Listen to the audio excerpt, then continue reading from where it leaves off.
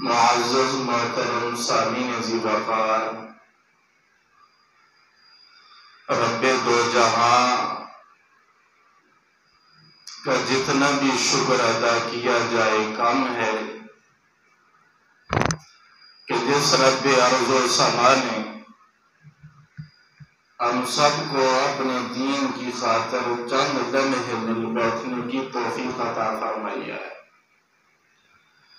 दुआ गो हूं रब्बे अर्ज़ व समा की बारगाह आली शान में कि रब्बे करीम हमारा बैठना बैठलाना अपनी बारगाह आलिया में कबूल फरमाए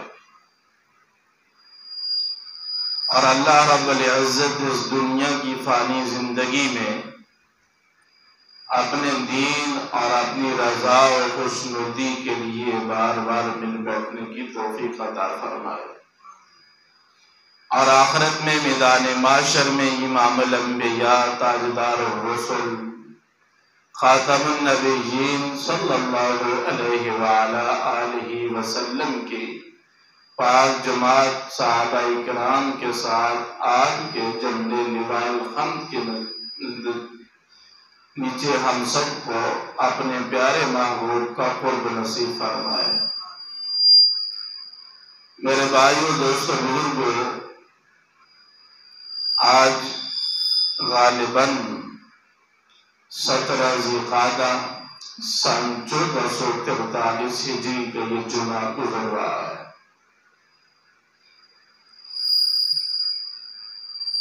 आपने गुज़श्ता से व्यवस्था जुमे में हज के उन्वान पर चंद मारूज़ात आपके गोशा गुजार की थी।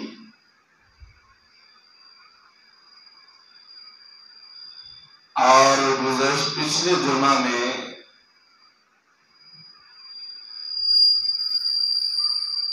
आप सल्लल्लाहु अलैहि वसल्लम और आपकी ज़ौजा मोहतरमा हमारी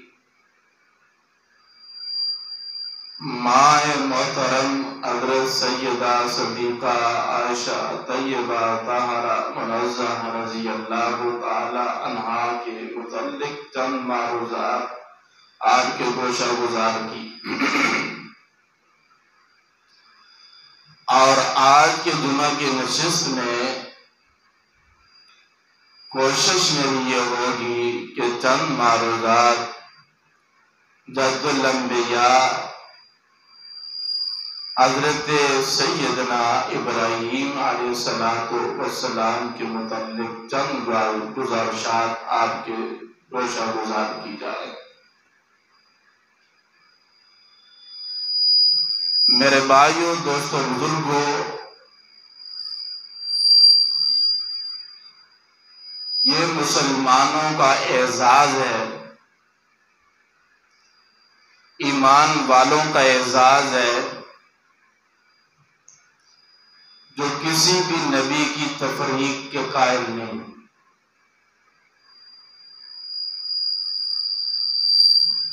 जिस तरह दूसरी कौमें और मज़ाहिब अंबिया अलैहिमुस्सलातु वस्सलाम के मुतल्लिक़ अफराद व तफरीद का शिकार हैं। मिसाल ले लीजिए हज़रत ईसा अलैहिस्सलातु वस्सलाम की। ईसाइयों ने हज़रत ईसा अलैहिस्सलाम को अल्लाह का बेटा बना दिया और यहूद नफरत में, अदावत और बुग़्ज़ में, हसद में इतना आगे निकल गए कि नऊज़ बिल्लाह मिन ज़ालिक वो हज़रत ईसा को हलाल ज़ादा ही नहीं समझते। तो इसलिए मैंने अर्ज किया कि ये एजाज अहले इस्लाम को हासिल है कि किसी नबी की तफरीक के हम कायल नहीं।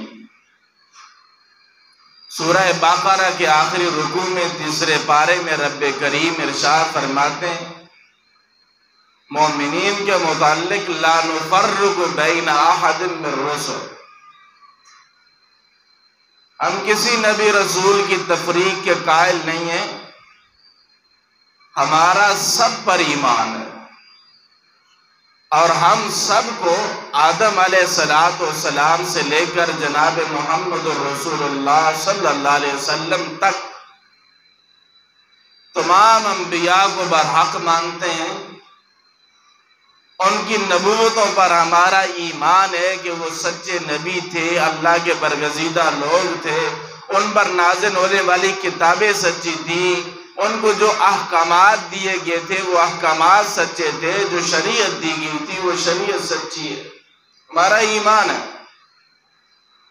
लेकिन तफसीली ईमान हम सिर्फ मोहम्मद रसूलुल्लाह सल्लल्लाहु अलैहि वसल्लम की ज़ात पर रखते हैं। इस दौर में ना तो शरीयत मौसवी की, ना हज़रत ईसा अलैहिस्सलाम के अहकामात की और ना ही दीगर किसी मजहबी आसमानी किताब की तकलीद नहीं है। इस वक्त अगर मकसूद है तो वो मोहम्मद रसूलुल्लाह सल्लल्लाहु अलैहि वसल्लम की ज़ात और कुरान पर ईमान का होना जरूरी। हम ये भी नहीं कहते कि जो मोहम्मद रसूलुल्लाह सल्लल्लाहु अलैहि वसल्लम को माने और मूसा अलैहिस्सलाम का इनकार करे तो वो मुसलमान है। हमारी नजर में वो भी मुसलमान नहीं। और हम ये भी कहते हैं कि जो मूसा अलैहिस्सलाम को माने और मोहम्मद रसूलुल्लाह का इनकार करे, हमारी नजर में वो भी मुसलमान नहीं। तफसीली ईमान मोहम्मद रसूलुल्लाह सल्लल्लाहु अलैहि वसल्लम पर इत्तिबा इस वक्त मोहम्मद रसूलुल्लाह की और ईमान इजमाली ईमान तमाम अंबिया और तमाम किताबें जो आसमान से नाजिल हुई, तमाम सहीफे जो नाजिल हुए वो बरहक थे, हम समझते। हाँ, इतनी बात जो अल्लाह ने खुद इरशाद फरमाई, इसके हम कायल हैं कि अल्लाह ने ना तो सारे नबियों को बराबर मकाम दिया है, कहीं ना कहीं किसी न किसी चीज में अल्लाह ने किसी न किसी नबी को दूसरे नबी पर कोई ना कोई फजीलत अता की। रब करीम खुद कुरान में तीसरे पारे की पहली आयत में इरशाद फरमाते, तिलका रुसुल फज़्ज़लना बाज़हुम अला बाज़, हमने रसूलों में से बाज़ को बाज़ पर फजीलत अता की। अब हजरत मूसा अलैहिस्सलाम को अल्लाह के साथ बराह रास्त कलाम का, गुफ्तगू का शर्फ हासिल है, कलीमुल्लाह उन्हें कहा गया। और हजरत मोहम्मद रसूलुल्लाह सल्लल्लाहु अलैहि वसल्लम को रब ने मेराज पर बुलाया। अब वो एजाज इधर नहीं और ये वाला एजाज उधर नहीं, तो ये कुछ ना कुछ चीजों में फजीलत अल्लाह ने अंबिया को अता फरमाई। हमारे इल्मुल कलाम के उलमा ने लिखा है कि मकाम और मर्तबे के लिहाज से अल्लाह की जात से आला अरफा ऊंचा कोई भी नहीं है। समझ आ रही? और अल्लाह रब्बुल इज्जत की जात के बाद अगर कुल कायनात में मकाम, मर्तबा, मंज़लत, दर्जा, रिफत, मनसब जो है वो अल्लाह के नबी मोहम्मद रसूलुल्लाह सल्लल्लाहु अलैहि वसल्लम का है। और उसके बाद उलमा ने लिखा है कि तीसरे नंबर पर जो मकाम, मर्तबा है वो हजरत इब्राहीम अलैहिस्सलाम का है। हजरत इब्राहीम अलैहिस्सलाम को जद्दुल अंबिया कहा जाता है और हजरत इब्राहीम अल्लाह के जलीलुल कदर पैगंबर हैं, जिनकी जिंदगी का एक लंबा हिस्सा अल्लाह रब्बुल आलमीन की आजमाइश और इम्तिहानों में गुजरा।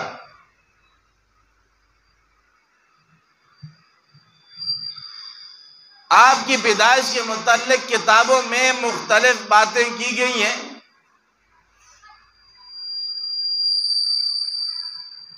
जो सबसे बेहतरीन बात है, इमाम आले सुन्नत बहरुल उलूम फिद्दीन शेखुल हदीस व तफसीर हज़रत अक़दस मौलाना सरफराज खान सफ्तर रहीमहुल्लाह ताला ने अपनी किताब ज़ख़ीरतुल जनान में तारीफ फरमाया कि आपकी जाए पैदाइश का नाम कूसा है। वहां पर आपकी पैदाइश हुई उस कूसा नामी बस्ती में। और हजरत इब्राहीम अलैहिस्सलाम के वालिद जो थे, तारीखी नाम उनका तारिक है और कुरान में उनके लिए लफ्ज़ आज़र आया है।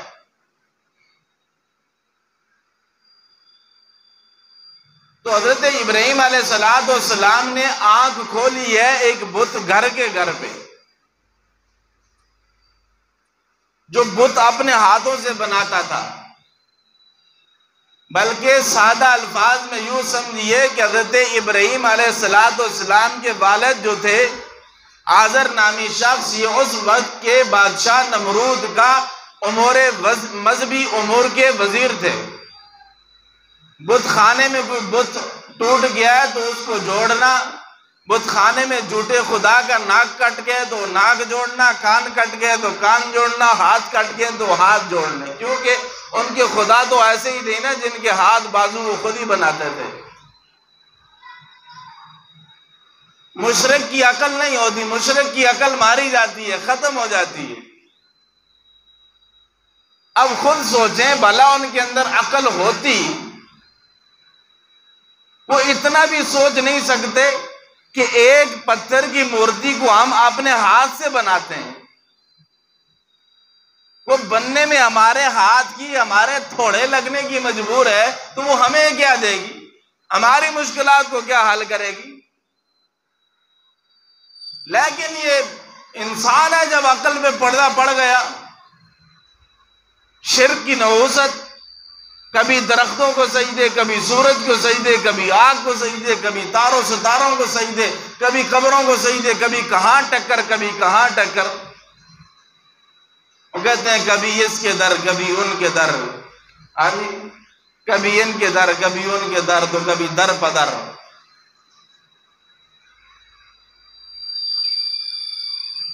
खुद ये बुतों के समझे के वजीर थे, मजहबी उमूर के, बुतों की देखभाल, बुतखाना सारा इनके हाथ में था। तो हजरत इब्राहीम अलैहिस्सलाम ने आंख खोली है बुत घर के घर। लेकिन ये मेरे अल्लाह की कुदरत है, वो अपनी कुदरत दिखाता है, ताकत दिखाता है। वो चाहे तो आना रब्बुकुमुल आला का दावा करने वाले फिरौन के घर पे मूसा को पाल कर दिखा दे, और वो चाहे तो हजरत इब्राहीम अलैहिस्सलाम को आज़र जैसे मुशरिक के घर पैदा कर दे। वो चाहे तो हजरत नूह अलैहिस्सलाम की औलाद में कानान जैसा बेटा मुशरिक पैदा कर दे। तो एक बुत घर के अंदर बुत शिकन पैदा हो गए, और इनके वालिद का कारोबार भी यही था कि ये खुदा बना बना कर बेचते थे। वो तो खुदा ही कहते थे ना भाई, बुत बना बना कर बेचते थे। तारीखुल उम्म वल मुलूक में अल्लामा तिबरी ने लिखा है कि हज़रत इब्राहीम अलैहिस्सलाम को भी बुत देकर भेजा जाता था, जाओ बाजार में बेच कर आओ।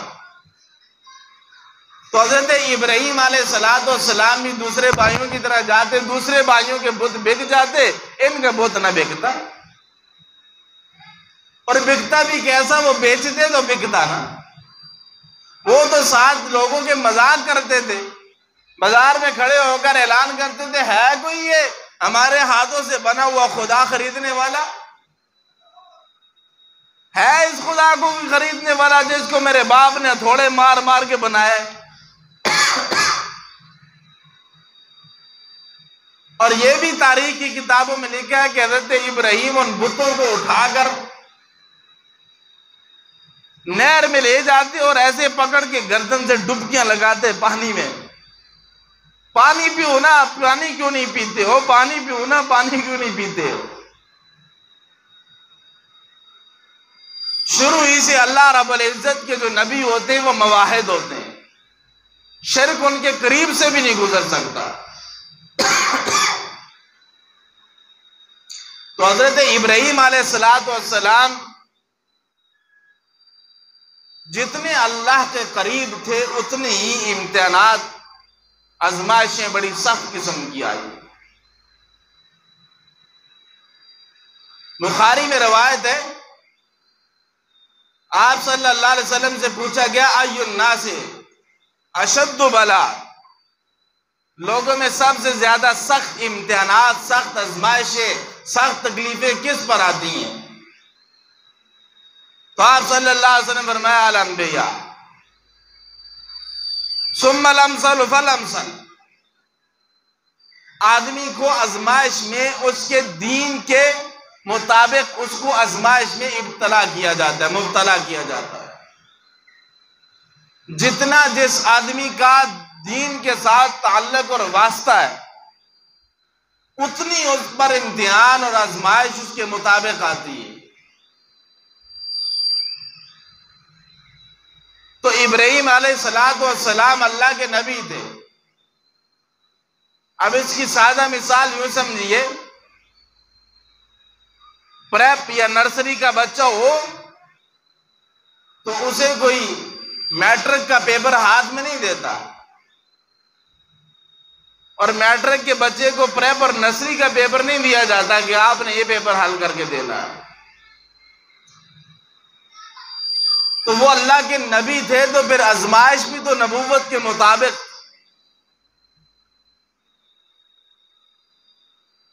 और फरमाया कि जब उस आदमी को उसके दीन के एतबार से आजमाइश में मुब्तला किया जाता है, तो जिस वक्त वो इम्तिहान में, आजमाइश में अल्लाह की रजा को मद्देनजर रखते हुए सब्र और इस्तकामत के साथ आगे गुजर जाता है, तो फिर रब इम्तिहान जो है, इम्तिहान तो उस आदमी के दीन के मुताबिक भेजता है, लेकिन मेरा रब जब उस आजमाइश में पास होने वाले को अजर अता फरमाता है, वो अजर उस आदमी के मुताबिक नहीं बल्कि अपनी शान के मुताबिक अता फरमाता है। तो हज़रत इब्राहीम अलैहिस्सलाम पर इम्तिहानात टूटे।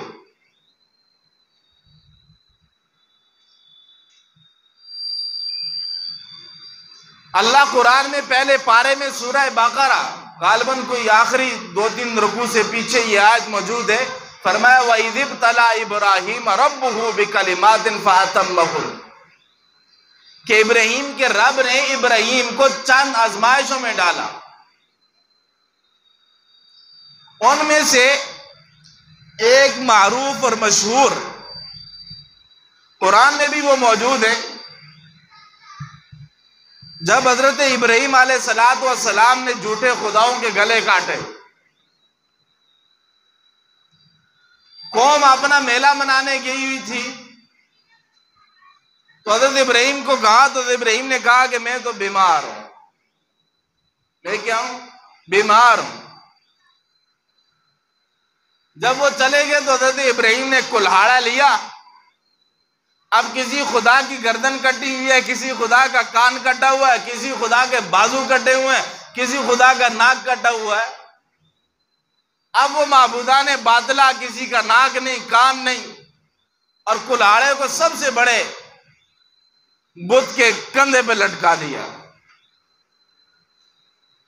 जब कौम वापस आई और आकर कहने लगी कि हमारे खुदाओं के साथ ये किसने कर दिया है, तो देखिए जब भी काफिला चलता है तो नौजवान आगे भाग दौड़ करके निकल जाते हैं, तो बुढ़े बुढ़े बाबे पीछे रह जाते हैं। तो हज़रत इब्राहीम भी उन बुढ़े बाबों के काफिले में शरीक थे।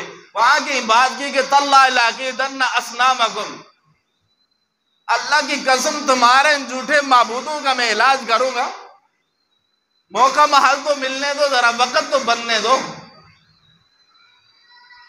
तो उन बाबों ने कहा कि वो हमने सुना है नौजवान इब्राहीम के मुंह से इस तरह की बातें।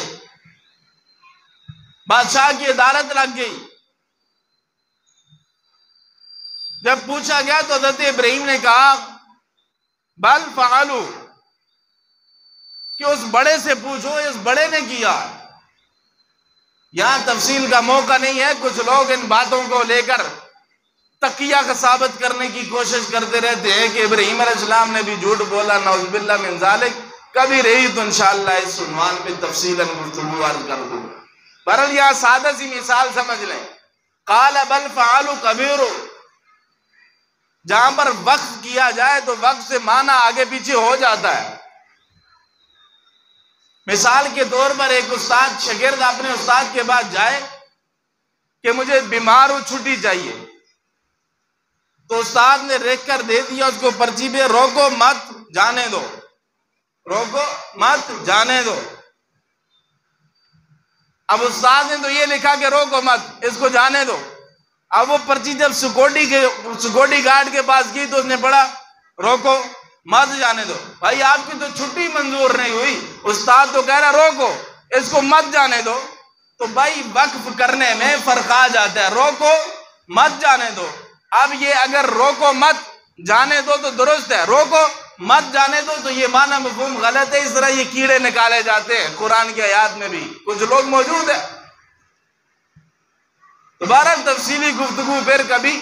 तो जब बादशाह के दरबार में पेश हुए, तीसरे पारे में सफा पढ़ लेंगे तो पहले सफे पर ये वाकया मौजूद है कि बादशाह के दरबार में जब पेश हुए तो उसने कहा कि मैं भी है, तेरा क्या, तेरा कौन सा रब है? तो हज़रत इब्राहीम ने कहा मेरा रब तो वह है जो जिंदा भी करता है और मुर्दा भी करता है, मारता भी है, जिंदगी भी अता करता है।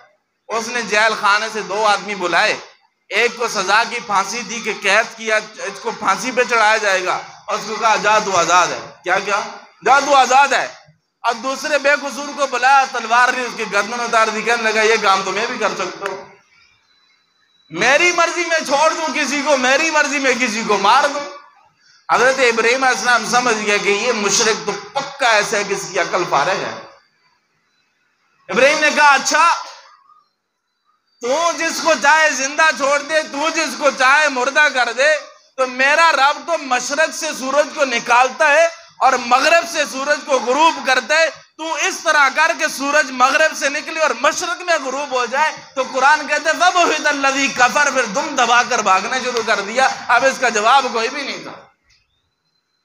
हज़रत इब्राहीम ने कहा अच्छा ये तो तू ऐसे लोगों को वरगलाने के लिए कर दिया कि एक को जिंदा और एक को कत्ल कर दिया, और चल तू ऐसे कर, मेरा रब तो मशरक से सूरज निकालता है, तू मगरब से निकाल ले, उधर से निकाल कर मेरा रब मगरब में गुरूब करते, तू मगरब से निकाल और मशरक में गुरूब कर दे, फिर तेरी खुदाई का भी पता चलेगा।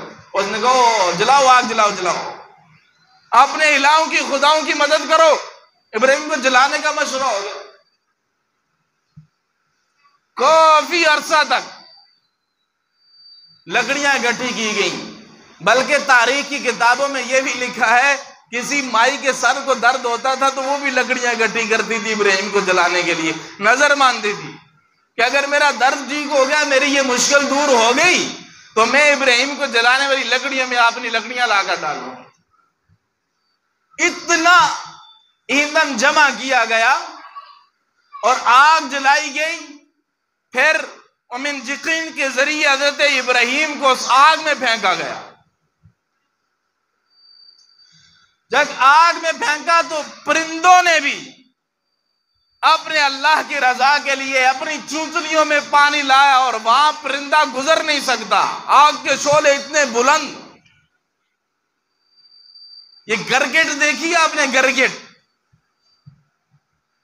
ये गरगेट जो है ये दूर से खड़ी ऐसे ऐसे कर रही हो। वो कहते हैं, क्या कहते हैं, मिसाल देते होते हैं कि जात की कुरकिली दिशा तीरन जफे, दूर से भूखे मार रही है। मिशकातुल मसाबीह में ये रिवायत मौजूद है। भला तेरी भूखों से होना क्या है?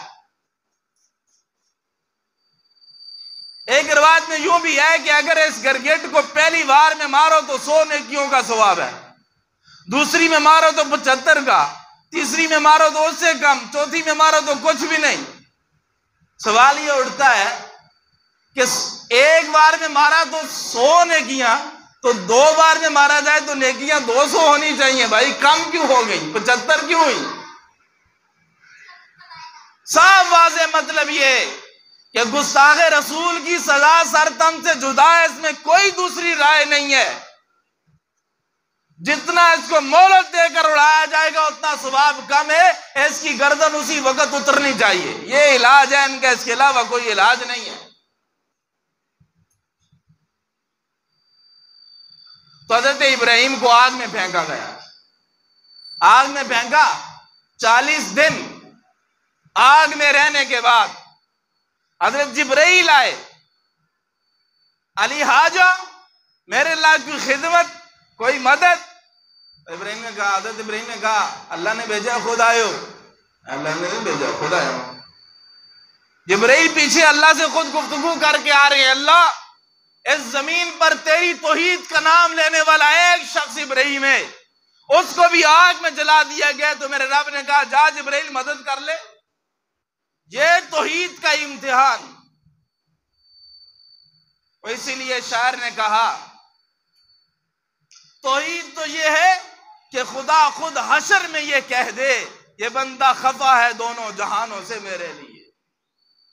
इब्राहिम कहते हैं जिब्राइल अल्लाह ने भेजा है कि खुद आयो, खुद आया हूं। जिब्राइल जाओ, मुझे आपकी हेल्प की जरूरत नहीं, मुझे आपकी मदद की जरूरत नहीं है। हज़रत जिब्राइल कहते हैं इब्राहिम अपने रब से सवाल कीजिए, इल्तिजा कीजिए।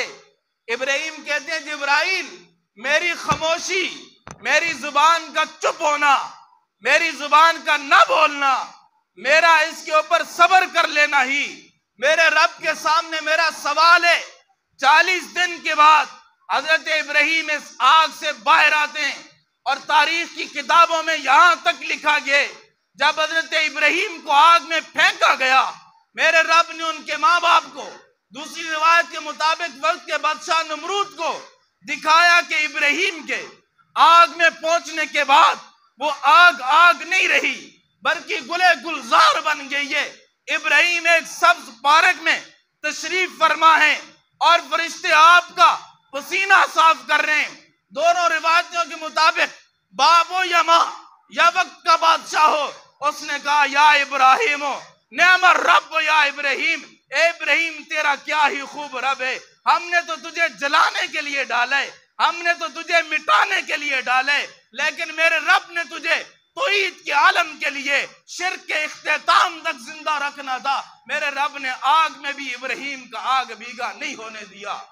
मेरे भाइयों ये तो इब्राहिम नबी है, लेकिन कुर्बान जाए उस मर्द दरवेश की जिंदगी पर, कुर्बान जाए उस मर्द कलंदर पर जो आपके लाहौर में जिंदगी गुजार कर अहमद अली लाहौरी है, जिसे बर्फ का एक बलाग ऊपर और एक नीचे रख के दबाया गया और फिर काफी वक्त गुजरने के बाद निकाला गया और सवाल करने वालों ने कहा अहमद अली लाहौरी बता अब भी खत्म नबूवत के नारे लगाएगा, बता अब तेरी क्या हशर है। तो अहमद लाहौरी कहते सुनो, तुमने बर्फ में रख कर मेरा जिस्म तो ठंडा किए, मगर मेरे ईमान की हरारत इससे पहले से भी बढ़ चुकी है, मेरे ईमान की हरारत पहले से भी बढ़ चुकी है। तो मेरे भाइयों हज़रत इब्राहिम आग से बाहर आए, हिजरत का हुक्म मिल गया और हिजरत में साथ जा रहे हैं। अपनी एक बीवी, एक भतीजा हजरत लूत अलैहिस्सलाम और एक बीवी सारा, रास्ते में एक और बादशाह से टक्कर लेनी पड़ गई। उसके फौजियों ने पकड़ लिया।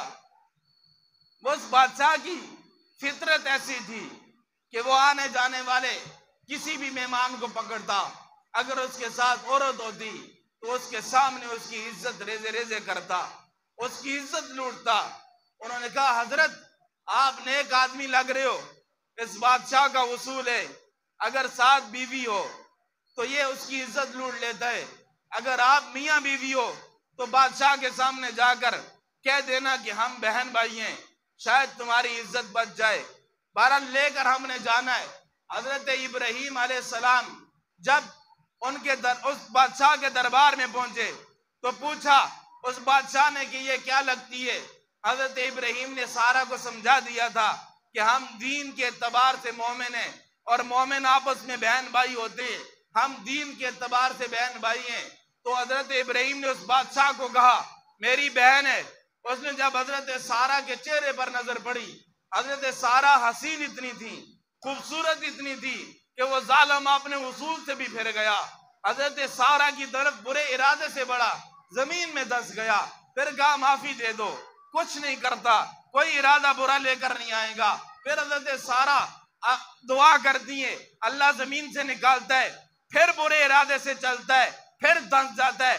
3 दफा ऐसे ही हुआ। फिर उसने अपने मुलाजमों को बुलाकर कहा, ये किस इंसान तो नहीं, किस जिन को पकड़ कर लेके आ रहे हो? इधर हजरत इब्राहिम अलैहिस्सलाम खड़े। बाज किताबों की रिवायत के मुताबिक दरमियान से मेरे रब ने पर्दा हटा दिया। इब्राहिम तू अपने हरम की देख, तेरे हरम की हिफाजत में कैसे करता हूँ। वहां से हजरत सारा को उसने हजरत हाजरा तोहफे में दी और हजरत हाजरा को भी लेकर, हजरत सारा को भी लेकर हजरत इब्राहिम अलैहिस्सलाम आगे चल पड़े।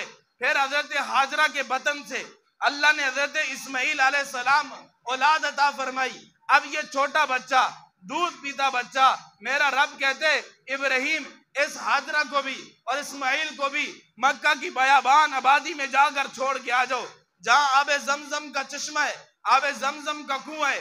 वहां पर हजरत इब्राहिम ने हजरत हाजरा को भी छोड़ा। इस्माइल दूध पीते बच्चे हैं, इनको भी छोड़ा। हजरत इस्माइल को मांगा भी बड़ी दुआओं से था।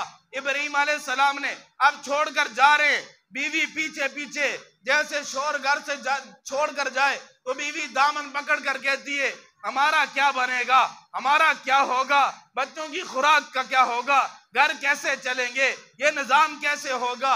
हजरत हाजरा भी कहती है, इब्राहिम बताओ तो सही, ये चंद खजूरें, एक मुट्ठी जौ का सत्तू, ये एक आध बोतल पानी की, मैं क्या करूंगी इस जंगल में, इस बयाबान में, मुझे कहाँ छोड़ के जा रहे हो? ना कोई इंसान है, ना कोई घर है, ना कोई आबादी है, हम क्या करेंगे? हजरत इस्माइल, हजरत इब्राहिम बोलते नहीं, जवाब नहीं देते। फिर आकर खुद ही कहते हैं, इब्राहिम बताओ क्या आपके रब का हुक्म है? हजरत इब्राहिम कहते हैं, हाँ मेरे रब का हुक्म है। मेरे भाइयों, अपने घरों पर नजर दौड़ाना, आज अगर दीन के लिए निकलना हो, बीवी मजबूरी बन जाती है, अल्लाह का हुक्म आ जाए बच्चे मजबूर बना देते कि हम मजबूर हो गए जी, बच्चे हैं, बीवी है, लेकिन कुर्बान जाए ना अपनी माओ पर। ये भी औरतें दुनिया में गुजरी हैं जो सर जोड़ कर कहती है, इब्राहिम अगर तेरे रब का तुझे हुक्म है तो फिर तू जा, तुझे इजाजत है। जिस रब ने हमें तन्हा छोड़ने का हुक्म दिया है, वो रब हमें कभी भी जाया नहीं करेगा, वो रब हमें कभी भी जाया नहीं करेगा। अब खुद सोचो मेरे भाइयों, ये बच्चा छोटा सा दूध पीता जब बुलूगत की उम्र को पहुंच जाए, दौड़ना शुरू हो जाए, एक बच्चा हो, अल्लाह से दुआएं मांग मांग कर मांगा हो, अल्लाह ने दुआओं के सदके में दिया हो, फिर जब वो चलना फिरना दौड़ना शुरू हो जाए, तो जब वो चलना फिरना दौड़ना शुरू होता है तो माँ देखती है तो कहती है, मेरा बेटा जवान हो गया, मैं इसका घर बसाऊं, इसका घर बनाऊं, इसके लिए शादी के इंतजाम करूं, तालीम के इंतजाम होता है, कारोबार के इंतजाम होते हैं। और हजरत इब्राहिम भी देखते, इस्माइल अब जवानियों की पौड़ियों पे चढ़ रहा है, जवान होता जा रहा है। जब बेटा जवान हो, बाप के दिल में ख्वाहिशें पैदा होती हैं कि बेटा जवान हो रहा है, बड़ा हो जाएगा, मेरा दस्ते बाजू बन जाएगा, मुआशरे में मेरी कमर ताकतवर हो जाएगी, मेरा बाजू ताकतवर हो जाएगा। और फिर अल्लाह की तरफ से ये आ जाए कि इब्राहिम ये जो दुआओं से मांगा था, ये जो रो रो के मांगा था, जिसके लिए बड़ी ख्वाहिशें रखी हैं, 40 मैदान में ले जाओ और मेरे नाम पर ज़िबा कर दे। बताओ दिल पर क्या गुजरती होगी उस वक्त। लेकिन ये अल्लाह के नबी हैं, जब ये ख्वाब देखा, कुर्बान जाए औलादे भी ऐसी थी, ख्वाब जाकर बयान किया इब्राहिम अलैहिस्सलाम ने इस्माइल अलैहिस्सलाम के सामने कि मैंने ये ख्वाब देखा है। बाप भी क्या कमाल था, बेटा भी क्या कमाल था। कहते फफल मा तफल, या मेरे वालिद गिरामी, हे वालिद माजिद, जो आपको रब का हुक्म है उसे आप कबूल कीजिए, उसे आप पूरा कीजिए। सतजिदुनी इंशाअल्लाह मिनस साबिरीन, आप पाएंगे मुझे सब्र करने वालों में। अब ये सिलसिला चला, अब माँ ने तैयार किया, शैतान ने वरगलाया कि इब्राहिम तो आज इस्माइल को ज़िबा करने के लिए लेकर जा रहा है। उसने कहा दफा हो जा, कोई बाप अपने बेटे को भी ज़िबा करता है? उसने कहा सच मुझे लेकर जा रहा है। उसने कहा दफा हो जा, इब्राहिम अपने बेटे इस्माइल को ज़िबा नहीं कर सकता।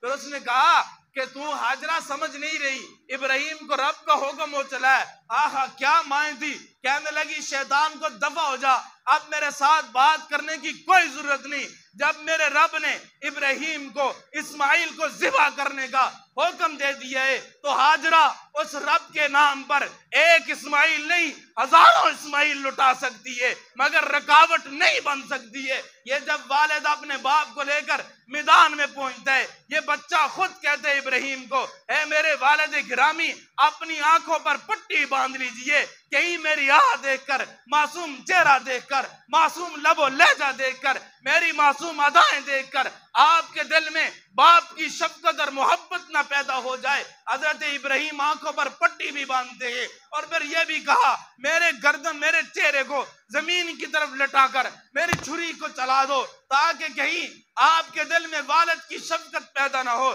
अब इब्राहिम ने इस्माइल को उल्टा लटाया, छुरी चला रहे, छुरी चलती नहीं। बाज़ उलमा ने लिखा छुरी को बड़े गुस्से में मारा पत्थर के ऊपर, चलती क्यों नहीं है? तो छुरी के कानन से आवाज आई, अमरनी खलील नहानी जलील। खलील तो कहता है चल, मगर रब एक जलील कहता है न चलना।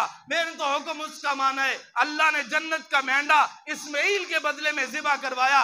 जब ज़िबा करने के बाद देखा तो बाप इधर खड़ा मुस्कुरा रहा है, बेटा इधर खड़ा मुस्कुरा रहा है। ये रब का इम्तिहान था जिसमें हजरत इब्राहिम कामयाब हो गए। मेरे भाइयों, मेरे दोस्तों, अब यहाँ पर एक बात अकीदे की जान में सकिए, सारे इख्तियारात मेरे अल्लाह के पास हैं। किसके पास है? बोलिए भाई ऊंची आवाज में, किसके पास है? मेरे अल्लाह के पास है। अगर इख्तियार अल्लाह के अलावा किसी के हाथ में होता तो छुरी कभी ना रुकती, इस्माइल की गर्दन कट जाती। अब मुझे बताओ यारो, जब हजरत इब्राहिम भी चाहते हैं छुरी चल जाए, इस्माइल भी कहता है छुरी चल जाए, दोनों की नीयत में शक हो सकता है? बिल्कुल नहीं हो सकता। बाप भी नबी है, बेटा आने वाला नबी है, तो हजरत इस्माइल की नीयत में भी शक नहीं, इब्राहिम की नीयत में भी शक नहीं है। छुरी चली तो किसके हुक्म पर? बोलिए भाई, छुरी चली तो किसके हुक्म पर? अल्लाह के हुक्म पर चली है। वो शायर कहते हैं छुरी चली क्यों नहीं, गर्दन कटी क्यों नहीं, बता किसका हुक्म चला है, क्यों परेशान खड़ा है, मायूस खड़ा है? अल्लाह बहुत बड़ा है, अल्लाह बहुत बड़ा है। तो मेरे भाइयों, आज वक्त